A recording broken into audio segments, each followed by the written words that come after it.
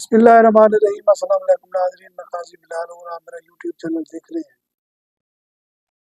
Saint میں 26ویں ترمیم منظور ہونے کے ساتھ ہی پارلیمنٹ نے اپنا عدلیہ سے جو ہے نا خاص طور پر ایک اسپیسیفک تو نہیں کہتے، سپریم کورٹ سے بدلہ نہیں لیا۔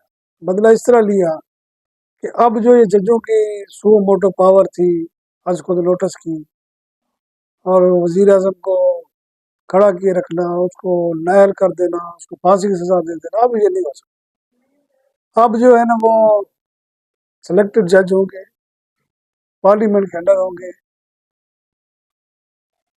8 رکنی جو ہے نا پارلیمنٹ کی کمیٹی ہوگی، اور 4 جو ہے سینیٹر ہوں گے، بار کے نمائندے ہوں گے جو چیف جسٹس کا انتخاب کریں گے۔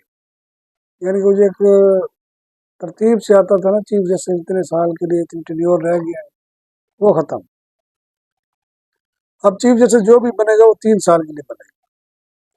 ابھی جو موجودہ چیف جسٹس ہیں قاضی فیض صاحب، ان کی عمر میں 65 سال تو نہیں ہوئی، ان کا فیصلہ بھی یہ کمیٹی کرے گی۔ نئے چیف جسٹس کا فیصلہ بھی اب یہ کمیٹی کرے گی۔ اب 3 فیوریٹ ہیں، سینئر موسٹ ہیں، یحییٰ آفریدی ہے، جسٹس منیب ہے، اور جسٹس منصور علی شاہ۔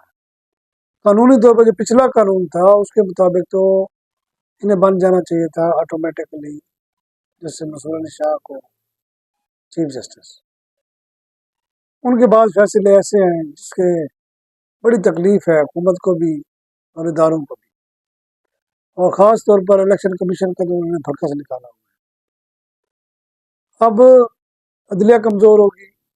الزام یہ ہے کہ عدلیہ نے کون سے پہلے مثالی فیصلے کیے ہیں جس سے ملک کا عدالتی نظام بوم کر گیا ہو، لوگوں کو بڑا انصاف ملا ہو۔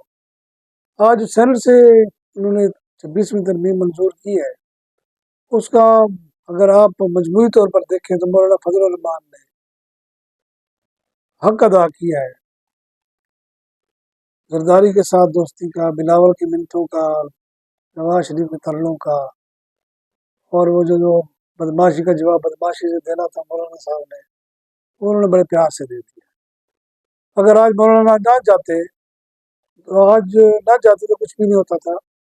ان کو کم از کم سینٹ سے جو ہے نا وہ انہوں نے منظور کرا ہی نہیں تھی۔ فیصل واڑہ جیسے بندے جو ہے نا بڑھ کے مار رہے تھے، آج بھی مار رہے ہیں، ابھی بھی مار رہے ہیں۔ محسن نقوی جو ہے وہ بھاگ رہا تھا، انہوں نے اپنا حق ادا کیا۔ پی ٹی آئی کے دو کلاسز پر اراکین کا پارلیمنٹ میں جانا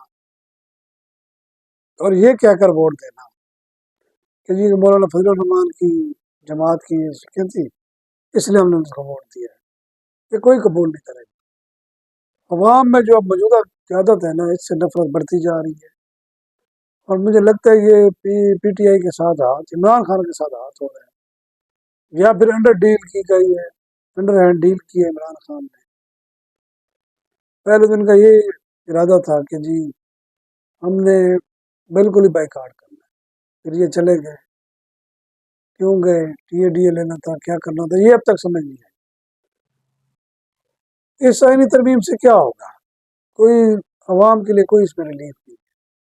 یہ صرف اور صرف سیاستدان اپنی کھال بچا رہے ہیں اور فیس سیونگ دے رہے ہیں اداروں کو، جو ان پر کافی عرصے سے ایک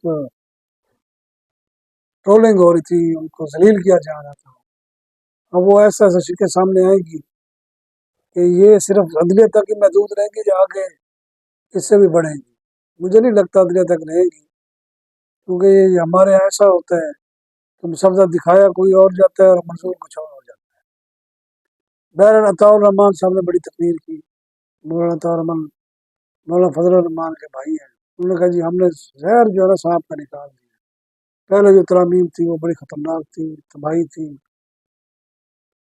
یعنی وہ یہ کہہ رہے تھے کہ جو پہلی ترمیمیں جنہوں نے دی تھی وہ ملک دشمن تھے، ابھی جو ہم نے اس کو کیا ہے وہ ہم نے اس کو حب الوطنی بنا دیا۔